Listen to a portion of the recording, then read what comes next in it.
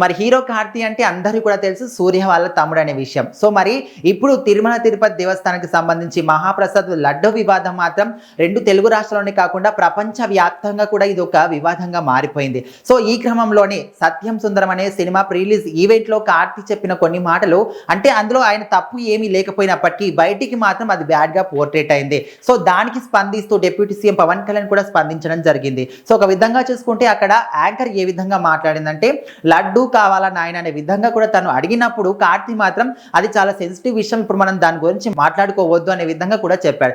Only ఈ చిన్న వాడికే ఆయన మాత్రం మన సొసైటీకి అయితే బ్యాడ్గా పోర్ట్రేట్ అయ్యాడు. అంటే ఇప్పుడు మనకు లడ్డు విషయం కాబట్టి ఎక్కడ చూసినా కూడా తిరుమల తిరుపతి దేవస్థానానికి సంబంధించి లడ్డు వివాదం గురించి అందరూ కూడా మాట్లాడుకుంటూ ఉన్నారు. దీని వెనకాల అసలు ఎవరున్నారు, ఎవరు చేయించారు, ఎవరు ప్రభుత్వ హయాంలో జరిగిందనే విషయాల గురించి అందరూ కూడా చర్చించుకుంటున్న నేపథ్యంలో ఇప్పుడు వీళ్ళు ఈ విధంగా మాట్లాడడం ఇది బయటికి అందరికీ కూడా వీళ్ళు ఖచ్చితంగా దేని గురించే మాట్లాడారు అనే విధంగా కూడా అర్థమైపోయింది. అంటే అక్కడ కార్తీకి సంబంధించి ఆయనకి ఎలాంటి సంబంధం లేదు, ఆయన అసలు దాని గురించి కూడా ఏది మాట్లాడలేదు. అంటే ఖచ్చితంగా ఆయన ఉద్దేశపూర్వకంగా అనకపోయినప్పటికీ అది మాత్రం లడ్డు గురించే అన్నాడు అనే విధంగా బయటికి కనిపించినప్పటికీ డిప్యూటీ సీఎం పవన్ కళ్యాణ్ కూడా స్పందిస్తూ మీరు ఇలాగా మాట్లాడడం కరెక్ట్ కాదు ఖచ్చితంగా అనే విధంగా కూడా ఆయన స్పందించడం జరిగింది. దానికి మళ్ళీ హీరో కార్తీ స్పందిస్తూ అంటే సోషల్ మీడియా వేదికగా సారీ చెప్పడం జరిగింది. ఇక్కడ చూసుకోవచ్చు.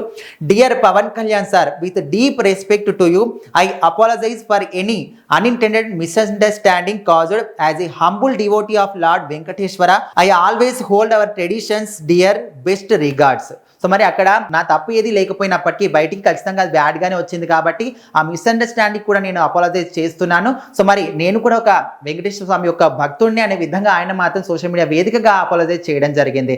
మరి ఏదేమైనప్పటికీ ఆయన ఇంటెన్షన్ అంటే ఉద్దేశం ఏదైనప్పటికీ ఉద్దేశపూర్వకంగా అనకపోయినప్పటికీ అది మాత్రం అందరూ కూడా తప్పుగానే అర్థం చేసుకున్నారు. ఎందుకంటే తిరుమల తిరుపతి దేవస్థానం లడ్డు విషయం అంటే ఇప్పటికీ చాలా వివాదంగా మారిపోయింది. అందరూ కూడా దాని గురించే మాట్లాడుకోవడం, ప్రపంచవ్యాప్తంగా ఉన్న హిందువులు అందరూ కూడా ఇది తెలిసిన నుంచి కూడా చాలా మటుకు మనస్తాపానికి గురవుతూ ఉన్నారు. చాలా మంది కూడా అంటే దీక్షితులు కావచ్చు, అంటే ఇలాంటి వాళ్ళు అంటే వాళ్ళు ఎప్పుడు కూడా నిష్టగా ఉంటూ నాన్ వెజ్ తినకుండా వాళ్ళు చాలా మటుకు అంటే దేవుడు భక్తులు ఎప్పుడు కూడా ఉంటూ ఉంటారు.